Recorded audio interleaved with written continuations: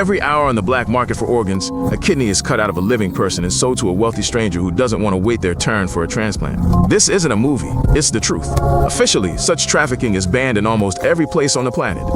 But according to the World Health Organization, approximately 10,000 kidneys are sold illegally every year. That's more than 1 kidney per hour, around the clock, 365 days every year. Most of those who had it taken never understand that they could have lived with 2. This entire market brings in between $800 million to almost $2 billion every year. This isn't an underground stall. It's a full-fledged industry with middlemen, surgeons, and couriers. Roughly every 10th organ transplant on the planet is illegal. You lie on the table, receive a new kidney, and no one tells you how it got to you. The only country in the world where selling a kidney is officially permitted is Iran. There, the state regulates the price and controls the process. In all other countries, it's a criminal offense, but a crime that almost no one stops, because the demand is enormous, and there are even more people on the planet without money and protection. Today, we'll break down exactly how this works.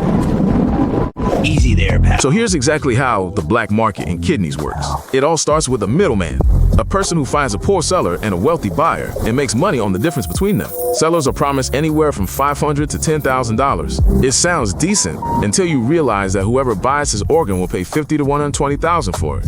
Sellers are deceived. They're told that kidneys grow back, that people actually have 3 kidneys, that the operation is absolutely safe, and living with 1 kidney is no different than living with 2. After the operation, many get nothing of what was promised, and those who did get paid, they discover there's no money left for recovery after the operation. The organs were taken. You're no longer needed by anyone. The victims almost never go to the police. They sign the consent papers themselves. Sometimes they were forced under duress. Sometimes they simply didn't understand what exactly they were signing.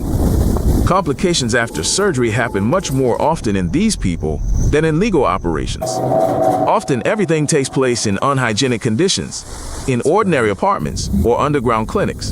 One camp for people displaced after the tsunami got an unofficial nickname, Kidney Village. There, almost every man sold one of his organs just to feed his family.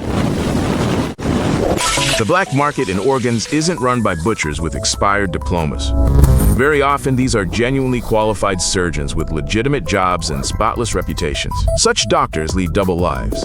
During the day, they see patients in an ordinary hospital, and then they get on a plane and fly to another country to perform an illegal operation for cash, without documents.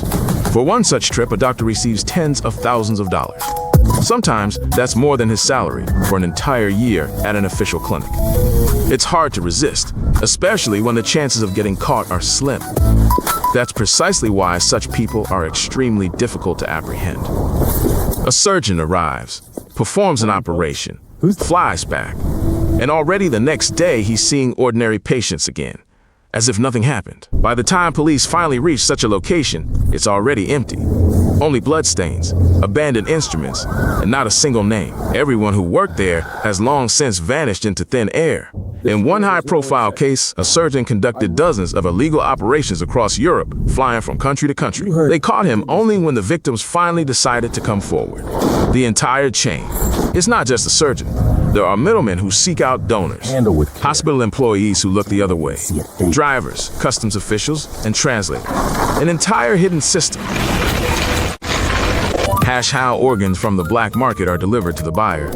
Do you imagine an armored case in a special plane? In reality, it's most often just an ordinary container with ice, like something for a picnic. A kidney remains viable for about 24 hours at the correct temperature. During that time, a courier must deliver it across several countries and border checkpoints. Organs are transported under the guise of ordinary medical cargo, sometimes without proper documentation at all. A customs official sees a container marked medical cargo and often doesn't check what's inside. If the organ doesn't match the recipient or arrives spoiled and unusable, it's simply thrown away. The person it was removed from will never know about it. Such organs are offered for sale directly on ordinary websites on the open internet. Platforms don't delete these advertisements. Comments beneath them are full of real people, sellers and buyers. One American website openly sold a lung for $40,000, a heart for $85,000, and a kidney for $70,000, like ordinary items in an online store catalog. There are also more closed platforms that an ordinary person won't gain access to. There, organs are sold in advance. The organ hasn't been extracted yet, but it's already been paid for. A suitable person will be found after the money is received.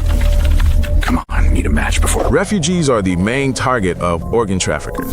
After wars and disasters, millions of people find themselves penniless, undocumented, and without any protection. They are the perfect target for recruiters. It's in refugee camps that such people appear.